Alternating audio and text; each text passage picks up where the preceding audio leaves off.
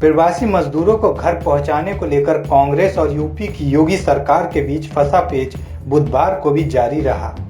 कांग्रेस महासचिव प्रियंका गांधी वाड्रा ने बुधवार को यूपी सरकार से साफ कहा, हमारी बसें यूपी के बॉर्डर पर खड़ी हैं।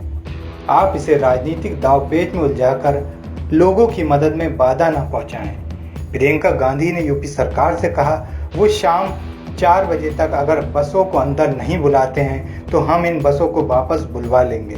कांग्रेस नेता ने कहा, हमारी पेशकश के पीछे सेवा का भाव है। 500 बसें हमने गाजियाबाद बॉर्डर पर खड़ी की थी।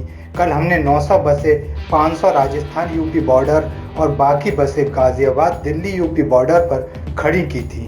हम बसों की नई सूची देने को तैयार हैं। प्रियंका गांधी ने ट्विटर के जरिए वीडियो संवाद करते हुए कहा, श्रमिक भाई बहनों के लिए यह संकट का समय है। इस समय संवेदना के साथ उनकी मदद करना ही हम सबका उद्देश्य है।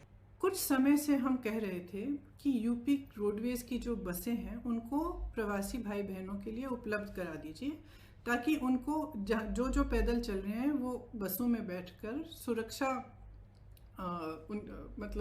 बसों में बैठकर सुरक्षित तरह से अपने घर गांव पहुंच पाए।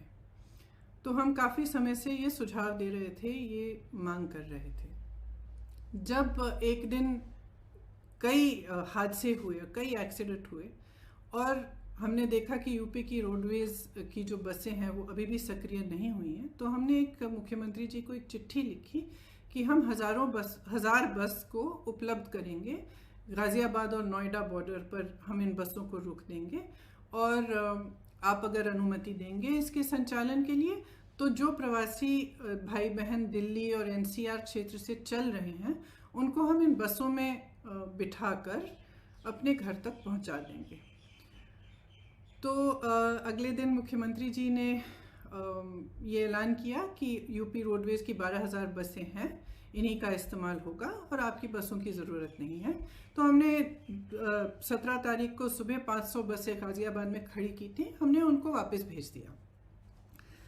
अगले दिन उनसे एक और चिट्ठी मिली कि आप अपनी लिस्ट दे दीजिए और 1000 बस की आप लिस्ट दे दीजिए, उसमें चालक का नाम होना चाहिए, परिचालक का नाम होना चाहिए, फिटनेस सर्टिफिकेट वगैरह सब कुछ आदि होना चाहिए, ये हमारे पास पहुंचा दीजिए। तो हमने उनको धन्यवाद दिया कि आपने हमें अनुमति दी है बसों को चलाने के लिए, आपको हम लिस्ट उपलब्ध कर देंगे। तो 4-5 घंटों बाद हमने वह लिस्ट उपलब्ध कर दी। फिर 11:30 बजे रात को उनसे एक और चिट्ठी मिली कि आप अपनी 1000 बसें लखनऊ पहुंचा दीजिए कल सुबह 10 बजे। तो इसमें हमने कहा कि देखिए, हमारी बसें खाली दिल्ली से लखनऊ जाएंगी। इन बसों का मकसद ही ये था कि गाज़ियाबाद और नोएडा से एनसीआर क्षेत्र से जो चल के जा रहे हैं उनको हम बिठाकर उत्तर प्रदेश के गांव और ज़िलों में ले जाएं। तो इन बसों का लखनऊ तक खाली चलना तो पूरे मकसद को ही ख़त्म कर देता है। तो हमने उनसे ये सुझाव दिया कि देखिए, हम गाज़ियाबाद नोएडा में इन बसों को तैयार रख लेंगे, आप परमिट दे दीजिएगा। फिर ये पूरा राजनीतिक सिलसिला शुरू हुआ कि आप हमें परमिट दे रहे हैं, लिस्ट दे रहे हैं, लिस्ट में कुछ गलत नाम है। जो भी है, मैं इन चीज़ों में नहीं पढ़ना चाहती और मैं सरकार पर सवाल भी नहीं उठाना चाहती। अगर उस लिस्ट में कुछ ऐसे नंबर हैं जो गलत हैं, कोई बात नहीं, हम एक नई लिस्ट भी उनको दे सकते हैं। मैं सिर्फ ये कहना चाहती हूँ कि 17 तारीख को 500 बसें हमने गाज़ियाबाद बॉर्डर पे खड़ी की थी। अगर वो 500 बसें चली होती तो कम से कम 20,000 लोग घर सही सलामत पहुंच जाते। कल हमने 900 बसें, 500 बसें राजस्थान के बॉर्डर पर और राजस्थान यूपी के बॉर्डर पर और 300 से अधिक बसें, जिनकी पूरी टोटल संख्या 900 के करीब थी, हमने गाज़ियाबाद बॉर्डर पे, दिल्ली बॉर्डर पे हमने उपलब्ध कराई। अब अगर ये बसें चली होती तो कल 36,000 और आज 36,000 लोग अपने घर के लिए सही सलामत सुरक्षापूर्ण रवाना हो जाते। लेकिन हम इस राजनीतिक सिलसिले में उलझे रहे। उन्होंने कहा कि लिस्ट गलत है, कुछ ये हो रहा है, वो हो रहा है, बसें हमारी पहुंच गई हैं। कल 4 बजे से हमारी बसें बॉर्डर पे खड़ी थी, उनको आगे परमिट यूपी के, जहाँ पे उन्होंने कहा था कि यहाँ पे हमें गाजियाबाद और नोएडा में 2 पॉइंट्स दिए थे, यहाँ तक पहुँचाइए, वहाँ जाने का परमिट ही नहीं दे रहे हैं यूपी के अंदर। तो बसें खड़ी रहीं, आज भी खड़ी हैं। अब मैं सिर्फ ये कहना चाहती हूँ कि देखिए, 4 बजे 24 घंटे हो जाएंगे कि ये बसें उपलब्ध हैं।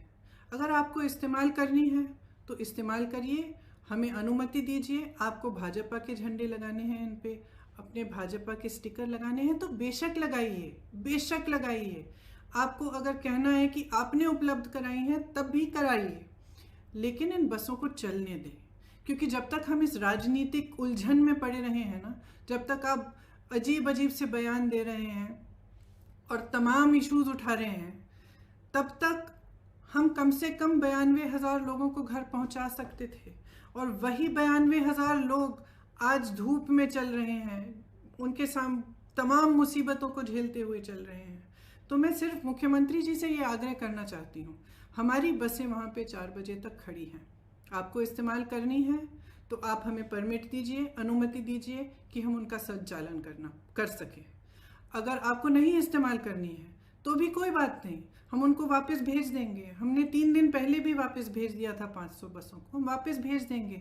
जिस तरह से हम लोगों की मदद कर रहे हैं, जिस तरह से हमारे लोग हर ज़िले में, हर शहर में, हमारे कार्यकर्ता प्रवासी भाई बहनों के और लॉकडाउन और महामारी से जो पीड़ित लोग हैं उनकी मदद कर रहे हैं, उस तरह से हम करते रहेंगे।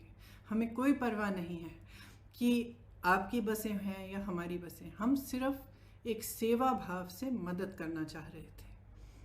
तो मैं कहना चाहती हूँ अपने ख़ास तौर से अपने प्रवासी भाई बहनों से जो इस संकट में हैं और जो पैदल चल के जा रहे हैं, कि कांग्रेस का एक एक कार्यकर्ता, एक एक नेता आपके साथ है।